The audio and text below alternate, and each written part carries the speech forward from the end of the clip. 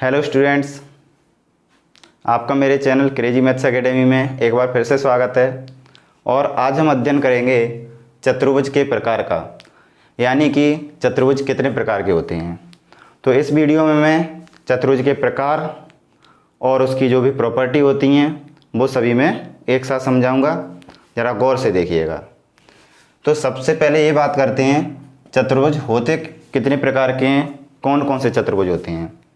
तो सबसे पहला है समानांतर चतुर्भुज। समानांतर चतुर्भुज। दूसरा होता है आयत। नंबर 3 वर्ग। नंबर 4 समचतुर्भुज। समचतुर्भुज। नंबर 5 इसके बाद है, देखो, समानांतर, आयत, वर्ग, समचतुर्भुज। इसके बाद है समलंब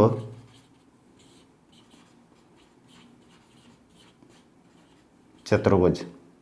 और इसके बाद है पतंगाकार चतुर्भुज। और लास्ट है चक्रीय चतुर्भुज। तो मैंने फिलहाल में अभी चतुर्भुज के जितने भी प्रकार हैं वो लिख दिए हैं। पहला है समानांतर चतुर्भुज, दूसरा है आयत, तीसरा वर्ग, चौथा समचतुर्भुज, समलंब चतुर्भुज, पतंगाकार चतुर्भुज और चक्रीय चतुर्भुज। अब हम क्या करेंगे, एक एक करके इनको विस्तार से समझेंगे, इसकी क्या क्या प्रॉपर्टी होती हैं। तो देखो, सबसे पहले मैं बात करता हूँ समानांतर चतुर्भुज की। समानांतर चतुर्भुज क्या होता है, तो देखिएगा।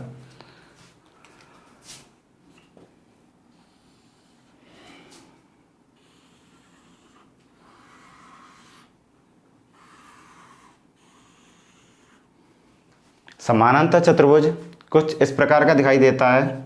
मैं इसका नाम दे देता हूँ ABCD। तो ये जो बोर्ड पे दिखाई दे रहा है, इसे है समानांतर चतुर्भुज बना हुआ है। अब इसकी जो प्रॉपर्टी हैं वो ध्यान से सुने। नंबर 1, तो सबसे पहली जो इसकी प्रॉपर्टी है वो है इसकी विपरीत भुजाएं बराबर तथा समानांतर होती हैं। नंबर 1, इसकी विपरीत भुजाएं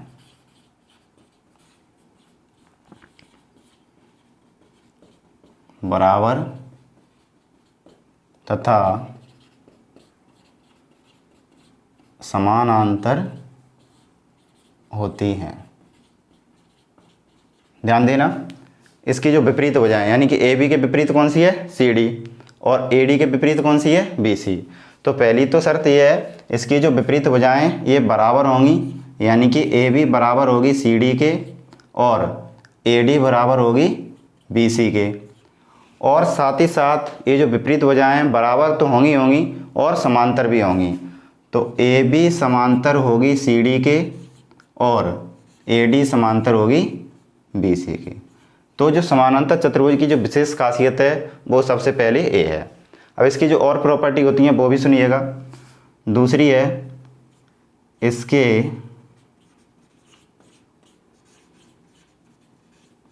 विपरीत कोण, या इनको चलो विपरीत नहीं, सम्मुख कह देते हैं। सम्मुख यानी होता है आमने सामने। इसके सम्मुख कोण बराबर होते हैं। ठीक है ना। विपरीत कोण, सम्मुख कोण, यानी कि देखो, A के सामने कौन है, C, B के सामने कौन है, D। तो A के सम्मुख हो गया C, यानी कि कोण A बराबर होगा कोण C के और कोण B बराबर होगा कोण D के। तो दूसरी प्रॉपर्टी हो गई, इसके सम्मुख कोण कैसे होते हैं, बराबर। अब बात करते हैं इनके विकर्ण की। विकर्ण क्या होते हैं, शीर्षों, आमने सामने के शीर्षों को मिलाने वाली रेखा, यानी शीर्षों को मिलाने वाली रेखा। चलो, ये तो चतुर्भुज है तो इसमें तो केवल आमने सामने के ही मिलाएंगे। कई बार क्या होता है, जैसे और भी बहुभुज बनाए जाते हैं तो बहुभुज में थोड़े विकर्ण ज़्यादा हो जाते हैं, तो उसमें ये नहीं कह सकते आमने सामने की, वो तो शीर्षों से मिलाया जाए। एक शीर्ष को दूसरे शीर्ष से अगर मिला दें तो इसे क्या बोलते हैं हम, विकर्ण बोलते हैं। तो इसमें कितने विकर्ण बने हुए हैं, 2। अब इस विकर्ण की क्या खासियत होती है इसमें, तो समानांतर चतुर्भुज के जो विकर्ण हैं वो एक दूसरे को समद्विभाजित करते हैं, यानी कि समान 2 भागों में विभाजित करते हैं। तो मैं ये भी लिख देता हूँ, देखो इसके विकर्ण एक दूसरे को समद्विभाजित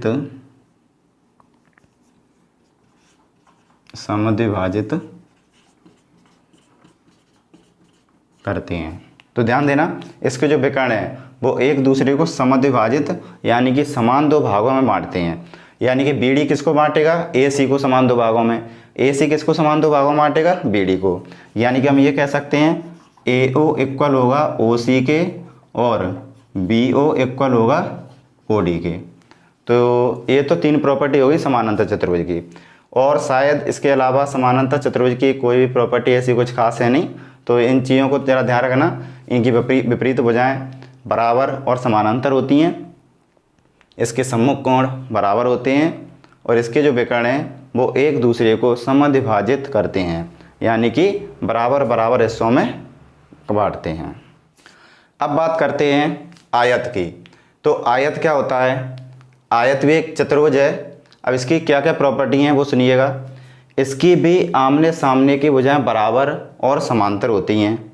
तो पहली प्रॉपर्टी तो सेम वही है, नंबर 1, इसकी आमने सामने की भुजाएं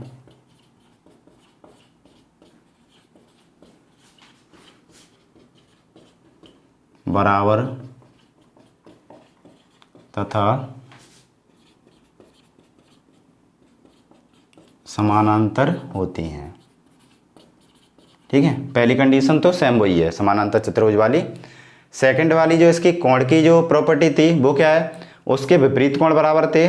इसके चारों कोण 90 डिग्री के होते हैं। कैसे होते हैं, 90 डिग्री के। तो नंबर 2, इसके चारों कोण 90 डिग्री के होते हैं, यानी कि कोण A बराबर कोण B बराबर कोण C बराबर कोण D बराबर 90 डिग्री। अब बात करते हैं इसके विकर्ण की। तो B को हम D से मिलाएंगे और A को C से मिलाएंगे। तो इसके विकर्ण की क्या प्रॉपर्टी होती है, आयत के विकर्ण भी एक दूसरे को समद्विभाजित करते हैं। ध्यान देना, आयत के विकर्ण क्या करते हैं, एक दूसरे को समद्विभाजित। आयत के विकर्ण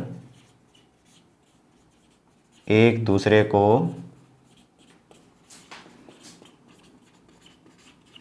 समद्विभाजित करते हैं, यानी कि वही property OA AO equal OC and BO equal OD। ठीक है ना। तो ध्यान देना, इसके आमने सामने भुजाएं बराबर, चारों कोण 90 डिग्री के होते हैं और इसके विकर्ण एक दूसरे को समद्विभाजित करते हैं। यानी कि सारी प्रॉपर्टी समानांतर चतुर्भुज वाली होती हैं। बस क्या अंतर है इसमें, इसके जो कोण हैं वो चारों 90 डिग्री के होते हैं। ये आयत की पहचान होती है। अब बात करते हैं वर्ग की। वर्ग क्या होता है, वर्ग भी चतुर्भुज का एक प्रकार होता है। नंबर 1, पहले बात करते हैं इसकी भुजाओं की। इसकी चारों भुजाएं बराबर होती हैं। नंबर 1, इसकी चारों भुजाएं बराबर होती हैं, यानी कि AB equal BC equal CD equal DA। तो ध्यान देना, वर्ग की चारों भुजाएं कैसी होती हैं, बराबर। अब बात करते हैं इसकी कोण की। तो इसके भी चारों कोण 90 डिग्री के होते हैं। जैसे आयत के होते हैं वैसे ही उसी प्रकार वर्ग के भी चारों कोण 90 डिग्री के होते हैं। ठीक है ना। तो कोण हो गए, यानी कि कोण ए बराबर कोण बी, कोण सी, कोण डी, चारों कोण कैसे हो गए 90 डिग्री के। अब बात करते हैं इसके विकर्ण की। तो इसके विकर्ण की क्या प्रॉपर्टी है, इसके विकर्ण एक दूसरे को 90 डिग्री पर समद्विभाजित करते हैं, यानी कि लंबवत समद्विभाजित करते हैं। इस बात का विशेष ध्यान रखना, यानी कि इसके जो विकर्ण हैं, इसके विकर्ण एक दूसरे को लंबवत समद्विभाजित करते हैं, यानी कि समद्विभाजित तो करते हैं, उसके भी विकर्ण कर रहे थे समानांतर चतुर्भुज के आयत के, इसके भी समद्विभाजित करते हैं, लेकिन लंबवत समद्विभाजित करते हैं। लंबवत का अर्थ है यहाँ पे जो कोण बनेंगे ये वाले, ये सारे कोण कितने के बनेंगे, ये चारों 90 डिग्री के कोण बनेंगे ये। तो यानी कि हम ये कह सकते हैं, देखो ओ ए, यहाँ पे जैसे हमने ओ नाम दिया, तो ओ ए बराबर होगा किसके, ओ सी के, और ओ बी इक्वल होगा किसके, ओ डी के। ठीक है, एक तो ये प्रॉपर्टी हो गई, इसके विकर्ण जो है ना वो कैसे होंगे, समद्विभाजित होंगे। लेकिन साथ ही साथ में ध्यान देना है कि लंबवत समद्विभाजित करते हैं। लंबवत का अर्थ क्या होता है, यहाँ पे 90 डिग्री का कोण, यानी कि हम देखें ध्यान से, तो कोण ए ओ बी बराबर कोण बी ओ सी बराबर कोण सी ओ डी और बराबर कोण ए ओ डी, ये चारों के चारों कोण भी कैसे होंगे 90 डिग्री के। और एक चीज़ और ध्यान दें, इसके विकर्ण कैसे होते हैं, आपस में बराबर होते हैं। तो इसके जो विकर्ण हैं वो भी बराबर होते हैं, इसके विकर्ण आपस में बराबर होते हैं। ठीक है ना। आयत के भी वर्ण जो विकर्ण है ना वो भी बराबर होते हैं, उसमें मैंने लिखा नहीं था, पर ध्यान देना, आयत के और वृत्त के दोनों के ही विकर्ण एक दूसरे से बिल्कुल बराबर होते हैं। अब बात करते हैं समचतुर्भुज की। तो समचतुर्भुज क्या होता है, समचतुर्भुज की भी चारों भुजाएं बराबर होती हैं, बिल्कुल वर्ग की तरह। तो सबसे पहले हम भुजाओं की बात करते हैं, इसकी चारों भुजाएं बराबर होती हैं, यानी कि A B equal B C equal C D और इक्वल डी ए, यानी कि ए डी कुछ भी लिख लो। तो इसकी चारों भुजाएं आपस में कैसी होती हैं, बराबर। नंबर 2, कोण की बात करते हैं, इसके सम्मुख कोण बराबर होते हैं। ठीक है ना, जैसे समानांतर चतुर्भुज के सम्मुख कोण बराबर थे, वैसे ही इसके भी सम्मुख कोण कैसे होते हैं, बराबर होते हैं। और इसमें कोण की एक प्रॉपर्टी और होती है, इसमें क्या, जितने भी अभी जो चतुर्भुज पढ़े थे समानांतर से लेके यहाँ तक, इस समानांतर में और खासकर इसमें इसके जो आसन्न कोण होते हैं, इन्हें आसन्न कोण बोलते हैं। तो इनके आसन्न कोण का जो सम होता है, यानी कि योग होता है, वो 180 डिग्री के होता है। यानी कि देखो ना, इसके आसन्न कोण का योग 180 डिग्री होता है। आसन्न कोण होते कौन से हैं, आसन्न का मतलब होता है बगल बगल के, सम्मुख का मतलब आमने सामने के, तो आमने सामने के तो होते हैं बराबर, और आसन्न माने इसके बगल में ये, इसके बगल में ये, इसके बगल में ये। तो जो आसन्न होते हैं उनका योग कितना होता है, 180 डिग्री का। यानी कि ये तो समानांतर में भी ये रूल होता है, आयत में भी होता है, वर्ग में भी होता है, और यहाँ पे भी होता है। तो ये चारों जो चतुर्भुज हैं इसमें सब में आसन्न कोण का जो है वो कितना होता है, 180 डिग्री का।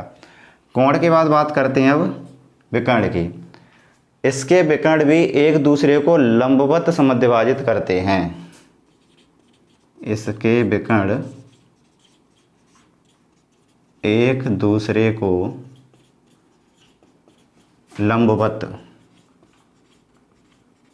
समद्विभाजित करते हैं।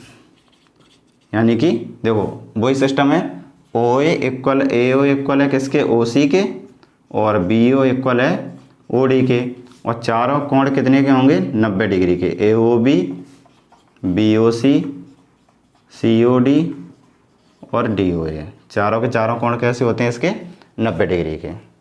चलिए अब बात करते हैं समलंब चतुर्भुज की। समलंब चतुर्भुज में क्या खासियत होती है, तो पहले हम इसकी भुजाओं की बात करते हैं, इनकी भुजाओं की क्या प्रॉपर्टी होती है। देखो तो भुजाओं की क्या खासियत है, इनका एक युग्म यानी कि जोड़ा तो समानांतर होता है और एक जोड़ा असमानांतर होता है। जैसे इसमें ये वाला जो जोड़ा दिखाई दे रहा है, एक पेयर, ये तो होता है समानांतर, यानी कि एक युग्म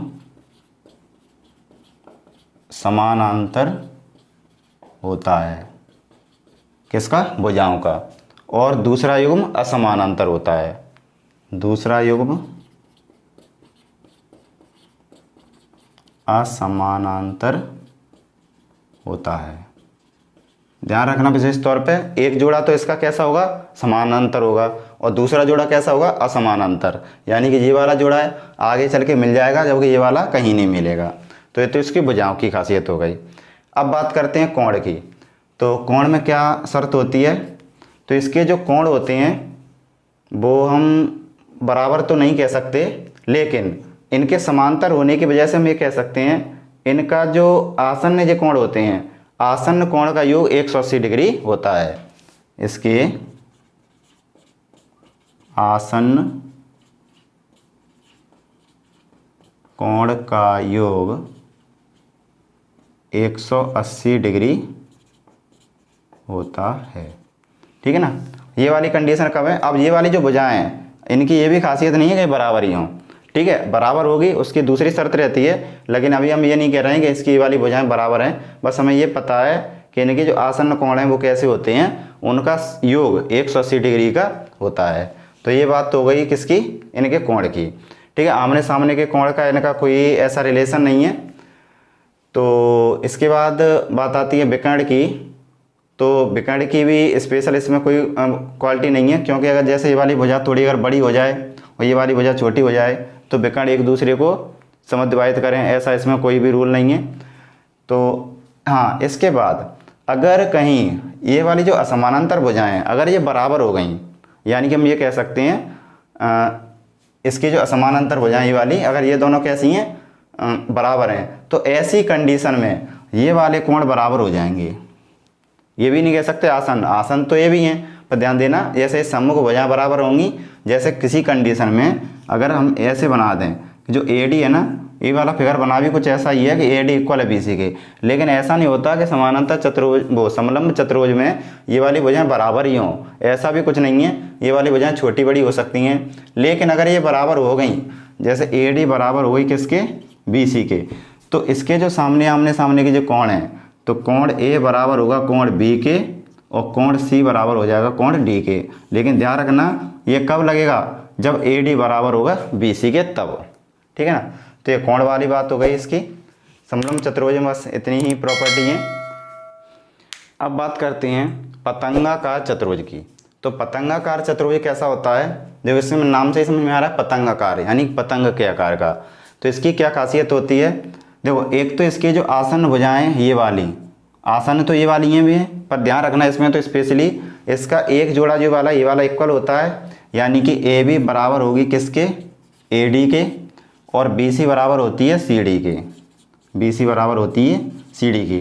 तो ये भी लिखना सही नहीं है इसमें कि आसन्न भुजाएं बराबर होती हैं, तो आसन्न तो इसके ये भी है, तो ध्यान रखना एक जोड़ा आसन्न भुजाओं का ये वाला बराबर होता है और एक जोड़ा आसन्न भुजाओं का ये बराबर होता है। तो पहली तो ये वाली इसकी जो खासियत है वो याद रखना।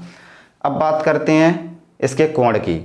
तो इसके जो कोण हैं ये बी और डी ये तो इक्वल होते हैं, लेकिन इनके बारे में हम नहीं कह सकते इक्वल होंगे, क्योंकि यहाँ पे देखना जब यहाँ पे गैप ही ज़्यादा है तो इक्वल तो नहीं से रहा, तो केवल कोण बी बराबर होगा कोण डी के, ठीक है ना। ए और सी के बारे में हम कुछ नहीं कह सकते। अब बात करते हैं विकर्ण की। तो इसके जो विकर्ण हैं ए सी और बी डी, तो इसमें एक विकर्ण दूसरे विकर्ण को मतलब एक दूसरे को नहीं, एक विकर्ण दूसरे को समद्विभाजित करता है। अब कौन सा करता है? AC जो है वो BD को समद्विभाजित करेगा, AC BD को समद्विभाजित करता है। ये मैं इस फिगर के हिसाब से लिख रहा हूँ। ये तो नाम बहुत अपने ऊपर होते हैं, अगर जैसे हम ABCD यहाँ दे दें तो यहाँ पे चेंज हो जाएगा, नहीं हो जाएगा? तो वो तो मैंने इस फिगर के हिसाब से लिख दिया है। ध्यान देना, इसका जो एक विकर्ण होता है वो तो बड़ा होता है लंबा, एक विकर्ण होता है छोटा। यानी बड़ा वाला विकर्ण जो है वो छोटे वाले विकर्ण को समद्विभाजित करता है, जबकि छोटा वाला विकर्ण बड़े विकर्ण को समद्विभाजित नहीं करेगा। क्यों? इसकी जो लंबाई है वो थोड़ी ज़्यादा हो जाती है। और यहाँ पे जो विकर्ण एक दूसरे को जो काटते हैं, एक दूसरे को जो काट रहे हैं, यहाँ पे 90 डिग्री का कोण बनता है। तो ये पतंगाकार चतुर्भुज की कुछ प्रॉपर्टी हो गई। अब बात करते हैं चक्रीय चतुर्भुज की। चक्रीय चतुर्भुज क्या होता है? ऐसा चतुर्भुज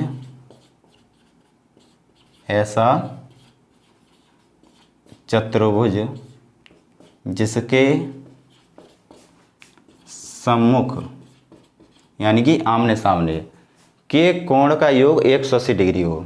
तो ऐसा चतुर्भुज जिसके सम्मुख कोण का योग 180 डिग्री हो, ऐसे चतुर्भुज को क्या कहते हैं? चक्रीय चतुर्भुज कहते हैं। यानी कि किसी भी चतुर्भुज के अगर सम्मुख कोणों का योग 180 डिग्री है तो ऐसा चतुर्भुज चक्रीय चतुर्भुज कहलाता है। यानी कि कोण A प्लस कोण C बराबर 180 डिग्री, कोण B प्लस कोण D बराबर 180 डिग्री। और ध्यान रखना, चक्रीय चतुर्भुज ज़्यादातर आयत और वर्ग होते हैं, क्योंकि ऐसी प्रॉपर्टी आयत में और वर्ग में ही फॉलो हो पाती है। या तो आयत के आमने सामने के कोण का योग 180 डिग्री होगा, या वर्ग के आमने सामने का कोण 180 डिग्री होगा। या इसके अलावा एक कंडीशन और बन सकती है जिसमें आमने सामने के कोण बराबर हो सकते हैं। ऐसा कब होगा? यदि समलंब चतुर्भुज हो, लेकिन समलंब चतुर्भुज के साथ में समद्विभाजित और हो, समद्विबाहु हो, समलंब हो और समद्विबाहु हो। जैसे कि इस टाइप का चतुर्भुज बना हो, जो अभी मैंने बनाया भी था थोड़ी देर पहले, जैसे इस टाइप का। ये वाली जो भुजाएं हैं, ये वाली भुजाएं बराबर हों, और इस टाइप से अगर हम ऐसे वृत्त बना दें, ठीक है ना, तो ये जो वृत्त बनेगा और इस वृत्त में जो चतुर्भुज बना हुआ है ये ABCD, बस हाँ ये समलंब बना है। तो जो आयत है वो वर्ग है, वो तो हमेशा चक्रीय चतुर्भुज रहते ही रहते हैं। एक कंडीशन ऐसी भी होती है जिसमें समलंब चतुर्भुज भी चक्रीय चतुर्भुज बन जाता है। क्योंकि देखो जरा गौर देखिएगा, अगर इसकी ये वाली भुजाएं बराबर हुई तो ये वाले कोण बराबर होंगे। अब मैंने मान लिया ये वाला कोण 50 डिग्री का है और ये वाला कोण भी 50 डिग्री का है। अगर जैसे ये भुजाएं बराबर है तो कोण बराबर होंगे। अब ये भुजाएं समांतर होती हैं, समानांतर होती हैं कि नहीं होती? किसकी? समलंब चतुर्भुज की। तो ये 50 का है तो ये कितने का होगा? 130 का। और ये 130 का है तो ये वाला भी कितने का होगा? 130 का, क्योंकि इसकी जो भुजाएं ये बराबर हैं इसलिए। अब ये देखो, इसके जो सम्मुख कोण का योग है कैसा हो गया? 180 हो गया, 130 प्लस 50 180। तो ऐसा समलंब चतुर्भुज जिसकी जो असमानांतर भुजाएं हैं अगर वो बराबर हों तो ऐसी कंडीशन में भी वो चतुर्भुज चक्रीय चतुर्भुज कहलाता है।